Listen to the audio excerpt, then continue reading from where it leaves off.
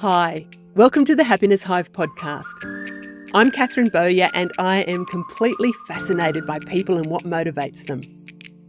I've spent the past 3.5 decades specialising in mindset and human behaviour, and I've helped thousands of people to create happy and amazing lives. And now I am super excited to be chatting with women from around the world who I have secret, and to be honest, not so secret crushes on. They're women who inspire me. I'm intrigued as to how they do life and what makes them tick. I want to find out their magic formula that makes them who they are. And at the end of the episode, I'd love for you to say, I'd like a little bit of what she's having. The conversations are real and raw. They're full of passion, inspiration, and lots of fun. And nothing is off limits. So grab yourself a cuppa or pop on your trackie and go for a walk and join us for today's chat.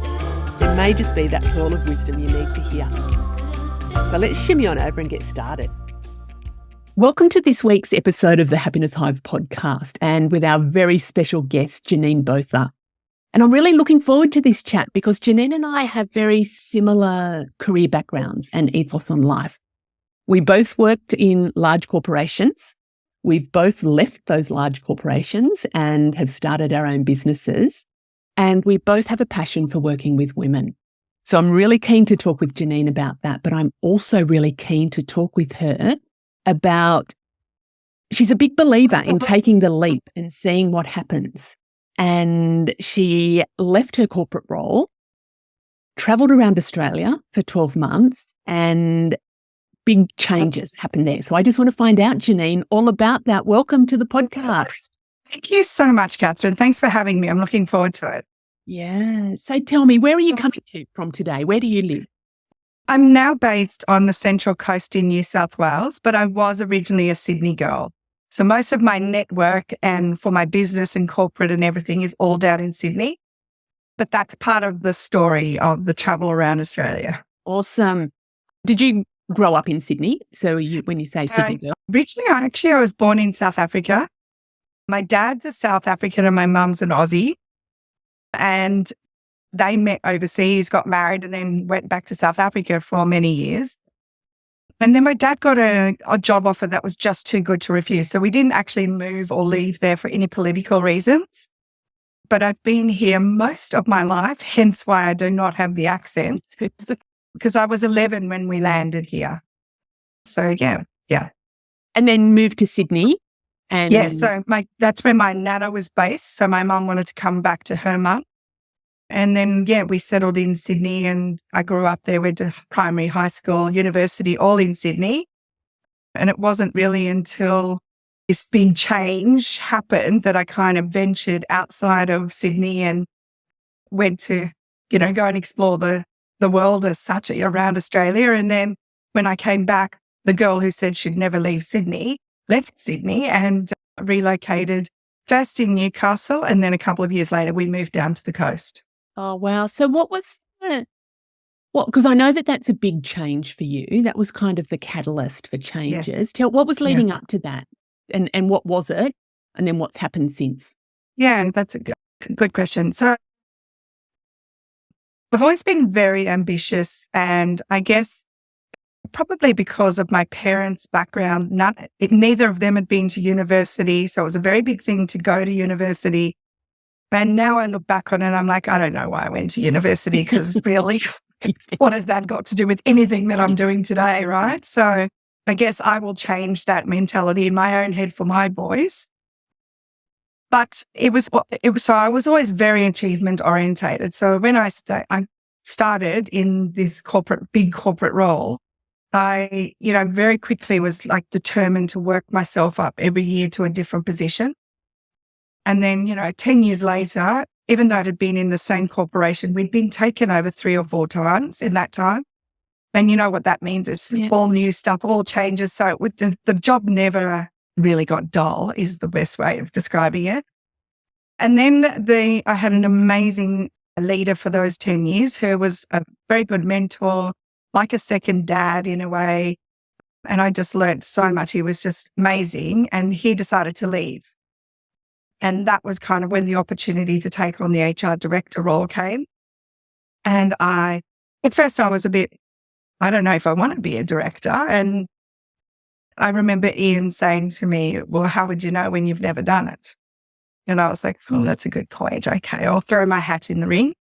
And I got the role, and I did love it. I enjoyed kind of taking that next step up and being more strategic around the HR function and, continuing all the beautiful work we'd been doing for so long. But what I was tired of was the consistent change with buying out new organizations and, everyone amalgamating into one, and then all the stuff that comes with that. And I think it wasn't only me. I think the organization as a whole was tired of that. Like that change fatigue. That change. I find that a lot, Janine. I work a lot in corporate, and it's just that fatigue. Like a lot of people say the only constant thing is change. And it's true, but it's tiring. It's tiring. Yeah. And especially when it's frequent, Yeah. Like I think most people can cope with change and, are willing to go there now because they won't be successful. But I think when it's so frequent and it takes so much out of you, and that's kind of what happened. So that 2 and a bit years into the role as the HR director, I remember it very clearly. We were in an executive leadership team meeting, and I was sitting next to the CEO, who I had a wonderful relationship with, and he said, we're going again.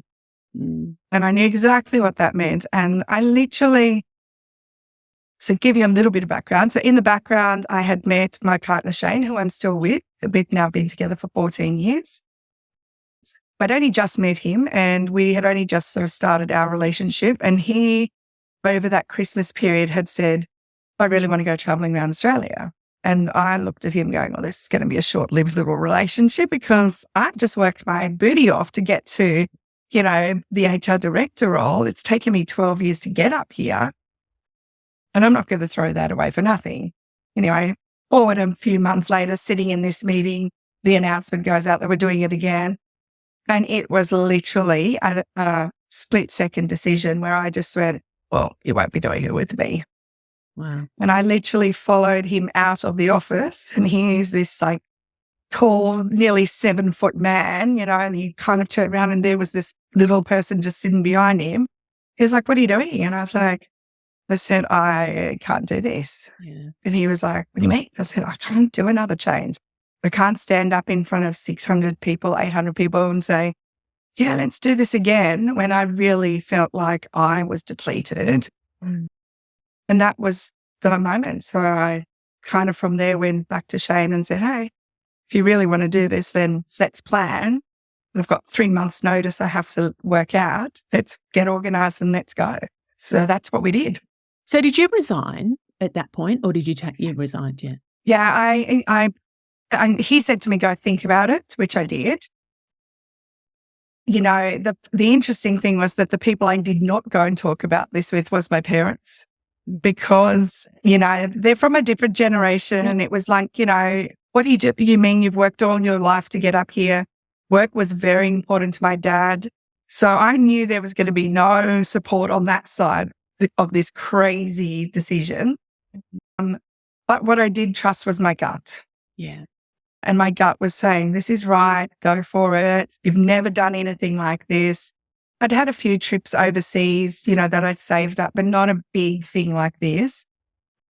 Yeah, so when I left the company, I was 36. Yeah. I was just going to ask you how old you were. And it's interesting, I'm reflecting as I hear what you're talking about, that there was this feeling inside you, trusting your gut, but you were tired and you were kind of one of the front people about the change. Yeah. Yeah. It's hard to get up when you're not believing or you're worn out.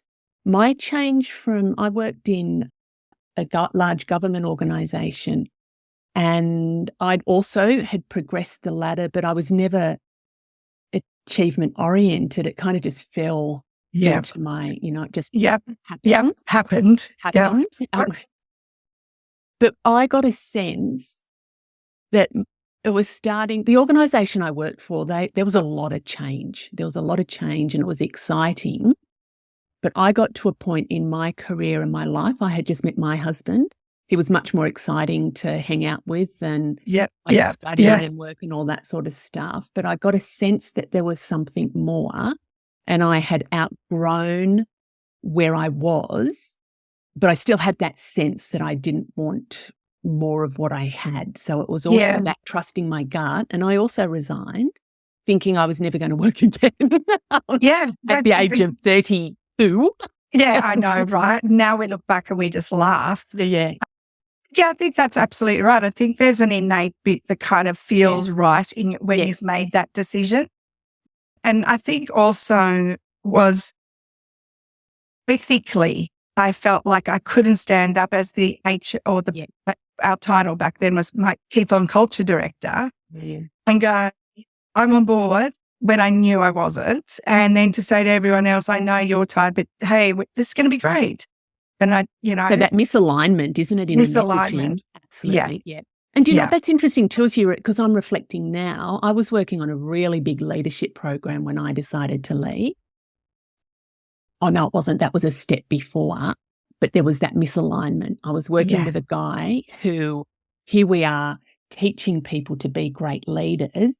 And he was excuse my language, he was such a dick. Yeah. And it was just this incongruency. It was just like, I can't stay in this space. So I did actually end up changing roles, but that was a stepping stone to me leaving. So it's that misalignment too, isn't it? Exactly. And I had wonderful people that I worked with. The CEO was a great guy, all that kind of stuff was great. It was literally what I realized later was I was burnt out. Yeah. So I didn't know that at the time. I just felt like I just don't have the energy for this. But now I look back and I go, yeah, you're completely burnt out. How long ago? That was 12 years ago. Yeah. So we traveled around Australia from August 2010 to about September 2011. And so thinking back that many years ago, because burnout's we talk about it more now. We recognise it more. I can recognise back then too that we didn't recognise what it was or even how to have the conversations around it and how to even manage that. Yeah, back then you'd feel the same way. If you spoke about things like culture or EAPs or mental health or well-being in general or menopause and this was stuff that you just never, ever raised. It was all done behind the closed door. And nowadays, I think it's one of the great things that's happened over the last 10 years is all of this stuff is now just part of every normal conversation. Because it should be, because we're talking about humans here, right? You know what? A lot of the organisations I work in, I don't know if it's part of everyday conversation. I think there's still some people there. Even the other day, so the EAP, the Employee Assistance Program, I was even talking with somebody the other day and they just said, oh, no, couldn't do that. I don't want people to find out. And it's just like, oh, my goodness, you have this resource of amazing people who can help you. But anyway, So what happens? You went on this big adventure. So we did this big adventure around Australia. I thought I was going to be bored, but happily found myself not bored and took on the role of sort of photographing and journaling all about our amazing trip. I was very lucky, though. I did all the way back then, where people still called working from home or doing work around as teleworking. I mean, I was offered through this same CEO, even though I'd resigned, I did a company-wide culture survey and engagement survey and then could do all of that while I was traveling around, which, I look back now and I go, well, that was quite interesting that all the way back then, he was happy to do it, right? Gosh, we've got so many parallels because when I was working I talked about that shitty boss I had, but the last boss I had was awesome. Yeah. And my kids, so my daughter's 28, my son's 26, and he said, Catherine, I don't mind where you get the work done as long as you get whatever done by whatever time. So I was working from home back then, 30 years ago. Isn't that amazing, right? Amazing. Yeah. Like didn't have quite the technology, but I must have had some stuff Well, that I that's could do like, it. yeah, exactly right. That's Wow, exactly. cool. That's interesting. Yeah. Yeah. So, they had this wonderful, amazing 12 months. I still claim it as one of the best years of my life because it was a year of no responsibility. Yeah. Yeah. Our biggest choice was, where are we going today? What are we eating? Do I have to fill up gas? Do I need to do what load of washing? We had no kids. We didn't have to worry about Christmas presents or birthday presents for everyone. It was just this year of complete and utter freedom, which I've never experienced since. So, and then when we came home, we initially moved to Newcastle. And I was quite happy not going back into Sydney. I think the year around had kind of given me that space and recognition. And in Newcastle, we ended up having our 2 boys. And then we moved from there back down to the Central Coast because by then I'd started my own business, and I'll talk about that in a second, how that came about. And the commute from Newcastle to Sydney was just too big, especially when I had 2 babies. My boys are 13 months apart. So you're busy. Mine are 20. Yeah, That's busy, isn't it? Yeah. It's busy, right? And, so that just made sense. And I think for the kids, for myself and for the family, and Shane had grown up here on the Central Coast. So there was, awareness and friends that lived here and all the rest of it. So it just made sense. Yeah. What business, so you started your business. What do you do? Yes. So I have 2 businesses. So I started back then a service-based business, which is still running, which is called BU Consulting. And that business is all about leadership development, strategy work, facilitation of, kickoffs, etc. So I started that, but by accident. So I started looking around for roles in Newcastle for HR directors or HR managers, senior leaders in people and culture. And at the time in Newcastle, very industrial relations focused because of all the coal mining, etc. And yes, I can do it, but I don't like it at all. It's not me. And I just had this thing in my head. If you go and do that, you're going to hate it. And then that's just exactly what you walked away from. So why would you put yourself in that situation? And so then it was a case of, do I start looking in Sydney or what's the options? And really a bit like what you were talking about before, sometimes you get handed things. One of the other directors when I was in HR rang me and out of the blue and said, heard you back. I need you to come and do some work with me. And I was very cautious because by then there was a new HR director in place. But the good thing was his work, he was then a director for outsourcing. It was an IT services organization. And he said, come and work with the clients. So you're not going to be internal. I want you to help me get people to understand that when we do outsourcing, it's really about the relationships, not the technical stuff. Yeah. And so that's kind of how I got my first gig. And 14 years later, here we are, right? Yeah. So yes, so that's how that all kicked off. Yeah. What's the other name of the business then? So last year, this had been percolating in the back of my mind as a result of COVID. I was very, very fortunate, and don't take that for granted, that during COVID, it was a very easy switch for me. I had lots of beautiful clients in corporate organizations that I was doing leadership work with, one-on-one coaching. It all just lovely flipped into Zoom and, Teams. And in the back of my head, I was like, this is crazy. I can't believe that I've been driving down to Sydney to have a one-on-one meeting with a brand new client and then driving all the way back for that 1 hour, like when we could have just done it this way. And of course, the world is now much more accepting of it and all the changes. So in the back of my head, what I saw during COVID was, as we all did, the conversations were not so much about work. It became more about life. And what I found when I was talking to the females I was coaching in particular was that burden that was already big prior to it became even bigger. And lots of people were making big life choices, leaving their marriages and, like just huge things that came out of some of the conversations. the theme that was there was two. One was how many women allowed a lack of confidence to be a blocker to their full potential. Mm. And number two was how many women had actually lost the connection with themselves. Mm. Yeah. And so I thought, as a result, I wanted to go in and explore this online world. And how do I create a program for women in corporate that is not just purely about their career and goals and stuff professionally, but actually is a lot more holistic and can get them to kind of figure out what is it they want and need, and how do we put goals in around that in alignment with, if I do that stuff, I know that's going to allow me to be more confident and more fulfilled. Yeah. Oh my gosh, so many parallels there. I'm sort of thinking that I almost sound, the experiences. Yeah. And it's interesting. Like, I've been still my business. I have two arms to my business. Yes. One of them still in the corporate space and working. I work with men and women in the corporate space. But yes, same. yeah. Yes. And then Happiness Hive is predominantly working with women.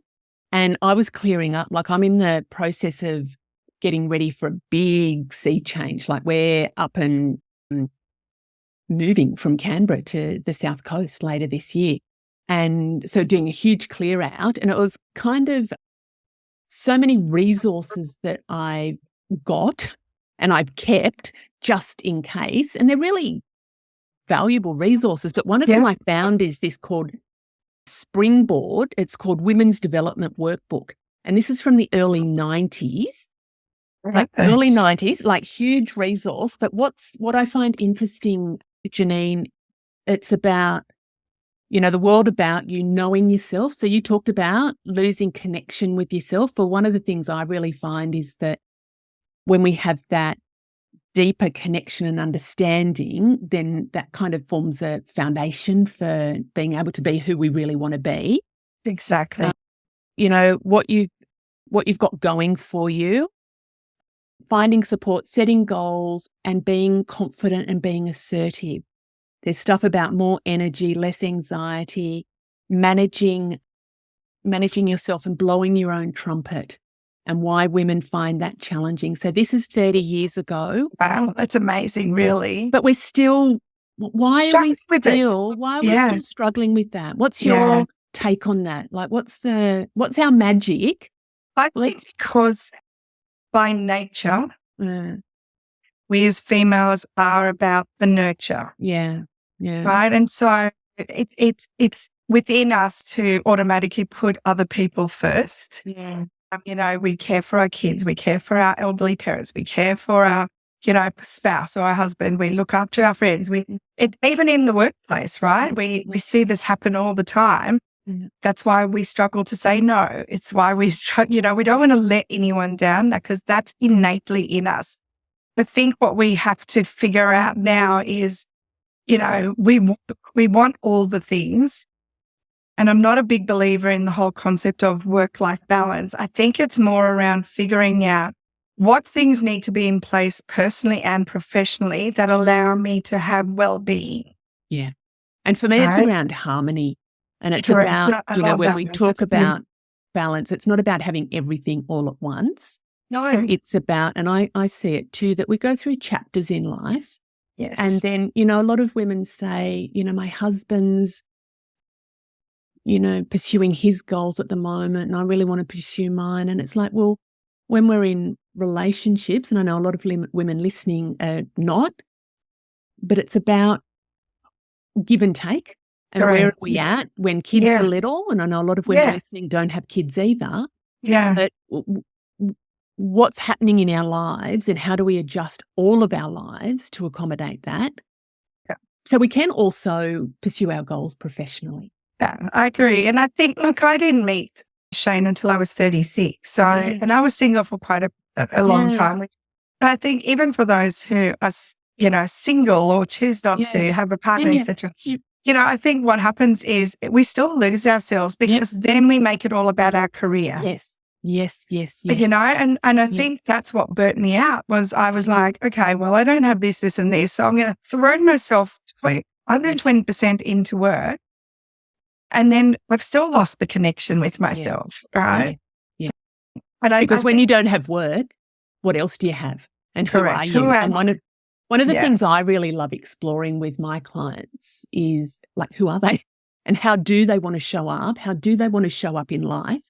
How do they want to show up in their relationships? How do they want to show up with family and friends? How do they want to show up in work? And how do they want to show up for themselves? Correct. And it's when they can be confident in themselves, then that confidence in the workplace, that's where I find that the tricky bit is. And it's a trickle effect. Absolutely. Yeah. How can when I'm confident in who I am, then I really not going to listen to those niggly voices. But I mean, that all sounds very easy and wonderful, but it's a process. To me, it's an evolution. Absolutely. I think it's an evolution, and I definitely think it's a process. And I think the other thing that's tied in with the confidence is when I am authentically myself. Yes. Yeah. Because you know yourself, when we speak to so many women, it's all about comparison. Yeah. And I know there's a statement, a saying that says comparison is the thief of joy, but I actually flipped it and said comparison is actually the thief of confidence. Yeah. Do you know what? I heard somebody the other day flip that comparison stuff even a different way. They flipped it and said, you know how we often hear, don't compare yourself to others. I agree with that. Because we often think, oh, look what Janine's doing. I wish I could be doing that. She's so great. Yeah. I'm not going to do it because I wouldn't do it as good as Janine. Exactly. Or she's really confident in meetings, and I've got English as a second language and I don't want to speak, all that stuff that plays out, right? Yeah. And I heard somebody the other day saying, flip the script and compare yourself to other people. But it's about what meaning you put on it. Because there are people out there, it's about being inspired by others, but not trying to copy others, not trying to be them. Sure, be inspired by them, but how can you do it your way? And how can you develop and grow? I liked that kind of spin on. Exactly. I don't know if it was comparison, but it was more about the inspiration. Yeah, I love that, right? Because you that stuff around how can I do it authentically in my way, but still be inspired or, get a learning from it or a takeaway. Sure, of course, but not copying it. Yeah, that's what, gosh, because you give your power away. I think you just so give your power away when you're copying, and it doesn't feel right. It just doesn't. I've done that before, somebody's done something going, oh yeah, I'm going to do that. And then it's just like, no, that shoe doesn't fit on my foot.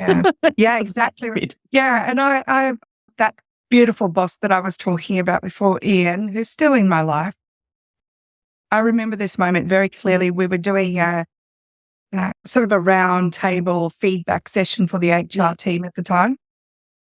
And it was a really interesting exercise. It was called a fishbowl exercise. Yeah. And you literally just stand and write down everything everyone's saying about you. And you can't talk back until the very end. And then you can only ask clarifying questions.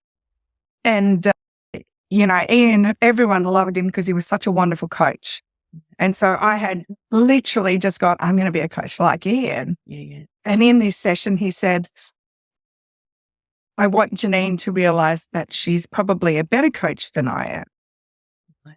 And I was like putting the pen under my arm, writing that down. That's crazy. And everyone was giggling because they knew I couldn't say anything, but I was giving him death stares, And at the end, he said, I just want you to realize you don't need to do it the same way as I do it, because you pull things out of people that I could never get out of them.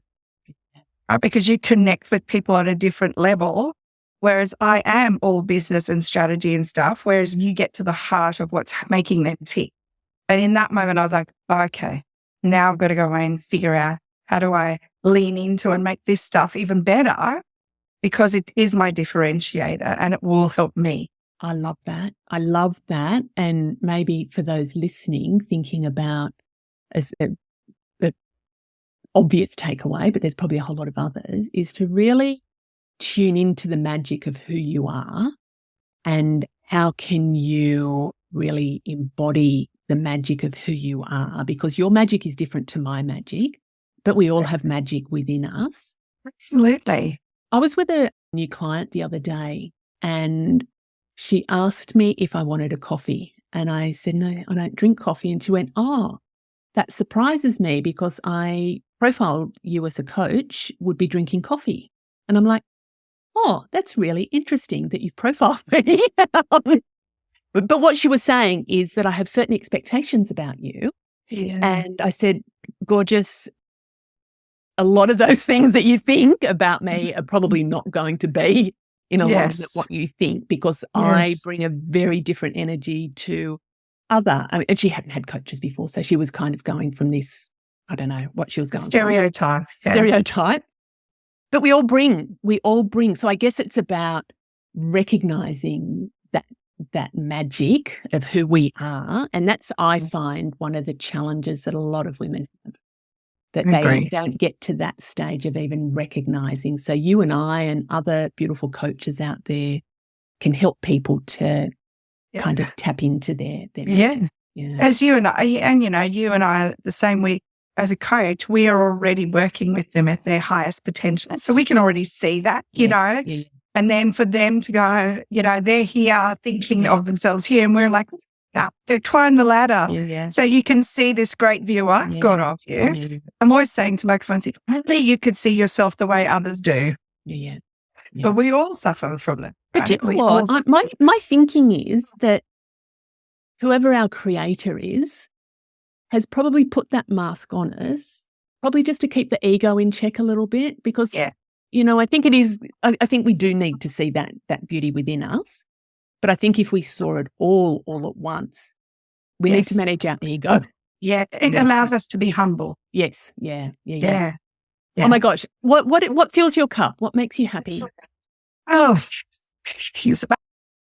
I do this great exercise with my coaching students, and we talk about it in the Be Bold, Be Brave program. And I say to them, filling your cup, I call it me time. Yeah.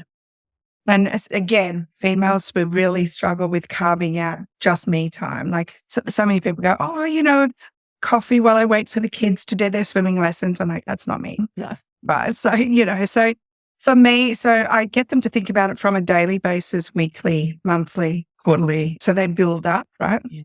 So for me, daily can be something as simple as just sitting outside for 10 minutes with a cup of tea and patting the dogs. Yeah. Simple. Weekly, I love things that fill me up is, of course, daily cuddles with my kids. Mm-hmm. Definitely. I love going to the beach and walking on the beach, or going to the beach and breathing the air. I'm not good at doing that though. So I have to have Shane kind of reminding me to go, we're going to the beach. And then once I'm there, I'm like, do I not do this? Reading books. I'm just really trying this year. That's one of my big goals, is to just read for fun again. I think I've read so many business and self-development books over the last couple of years. I just want to enjoy reading again. Family lunches and dinners, barbecues with friends. Love traveling. I do love traveling, and family holidays and all the rest of it. And I love carving out time for me to go on a retreat or a business conference where it's just me time, and I can just have space and calm and not have to react to mum or think about food or, what time I've got to pick someone up. So, they're all the things that kind of fuel me and fill me up. I love it. Do you know what, when you're talking about that me time for when you go away for business and personal retreats, I did a lot of travel when I was working for corporate. Yes. And less so, but a little bit now. My real joy is staying in my accommodation and getting room service and having dinner on the bed. Like, I know. The simple joys of life is simple. Just Yeah. What that represents is I don't have to worry about going out anywhere. I don't have to worry about anybody else but myself. And it's about, to me, that's hugely indulgent. Absolutely. Well, one of the things, I've just got back from Bali. I had this beautiful time in Bali, and amazing. It was so amazing. And one of the things, when I was talking, we did my son and I did our own personal little retreat. And one of the messages that came very clearly about filling your cup, and I've always used that term, and I even asked you the question about filling your cup. We can't always have a full cup, because if it's always full, and there's no room for anything new, it gets stinky and stagnant, and we need that. Love that. So we need to be able to have our cups to be able to fill them, but also not to have them so full that we can't put anything new and fresh love that. in them. So I really Love that. resonated with me. That just gave me a different energy that, sure, do things to fill it, but also empty it. And how do we pour out from our cup? Yeah, I love that. And then refill it. So that was very cool. Yeah, I love that. Oh my gosh, time goes so quickly. Where can our listeners find you, Janine? On my website is buconsulting.com.au. Yeah. I'm also on Instagram under Janine_Botha. And then I've also got Facebook and so on. And I will send you a link so you can put in the show notes to that me time checklist. Perfect. Love it. Yeah, that'd be great. That Fantastic. would be awesome. So listening, pop to the show notes, and we'll have all Janine's details there as well. If you didn't catch them, I know a lot of people are out walking and driving. Yes, exactly. So if you go back to the episode, wherever you're listening, it'll have all the show notes. Oh my gosh, that was beautiful. We could have, it's like we're very, very aligned. We could have chatted for so much longer. Yeah. Maybe I'm scared for the next conference you're at, Catherine, because we But you know what? I love that. I love being with women who are aligned, and it's almost like this shorthand that we can, you just get in and you feel like you know people. And I get a lot of feedback from the podcast that's how people feel from the podcast as well, that it's a chat. It's a beautiful, gorgeous chat. So it's thank real, you very and much. I love that. Yeah. Thank you very much. Thank you. And thank you to our gorgeous audience. If I could ask a little favor, wherever you're listening or watching the episode, just subscribe, rate, provide some feedback or review, because I would love for this podcast just to get into the hearts and ears of as many women who are with us, like our soul sisters. We want to be able to share in the journey. So wherever you're listening or watching, rate, review, comment, whatever you need to do. I would love that. So thank you. Thanks, Janine. Bye-bye. Thank you so much. Thank you for listening. I hope you enjoyed the episode. You can spread the love by sharing it with a friend so she can have a little bit of what we had today. And don't forget to rate and review so we can get it into as many hearts and ears as possible. You can keep the conversation going over on my socials at the Happiness Hive. And if you'd like more high vibe happiness in your life, come and join me in our community of inspired and motivated women, where you'll have everything that you need to be truly happy and bounce out of bed every day, living and loving your best and most beautiful life. To find out more, pop over to the Happiness Hive website and click on the link Working with Catherine. Until next time, big hugs and happiness.